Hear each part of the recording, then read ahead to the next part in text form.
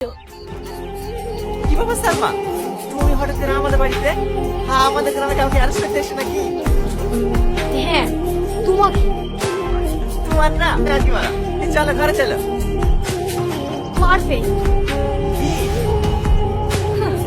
আর অভিনয় করতে হবে না, তোমার মুখোশ খুলে গেছে। You are under arrest.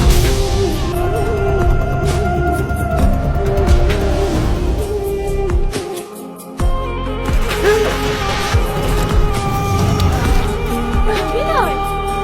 অভিনয় করিস আমার সামনে? তোর অ্যাকাউন্ট থেকে এতগুলো টাকা ট্রান্সফার হয়েছে আর তুই কিচ্ছু জানিস না? সত্যি বলছো? তুমি বিশ্বাস করো, আমি আসলে কিচ্ছু জানি না। বিশ্বাস? আর তোকে? তোর এই ভোলা ভালা চেহারা দেখে আমিও ধোকা খেয়ে গেছি। আমার একবারও মনে হয় তোর এই ভোলা ভালা চেহারার পিছনে একটা শয়তান লুকিয়ে আছে। এখনো ভালো ভালো বলছি, সত্যিটা বলে দিই, নাহলে তোকে ফাঁসির হাত থেকে কেউ বাঁচাতে পারবে না। আমি তোমাকে কতবার বলবো, আমি আসলে কিচ্ছু জানি না।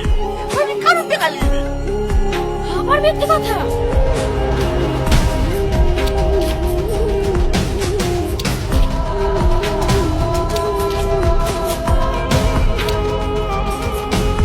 ম্যাডাম ম্যাডাম, মরে যাবে তো।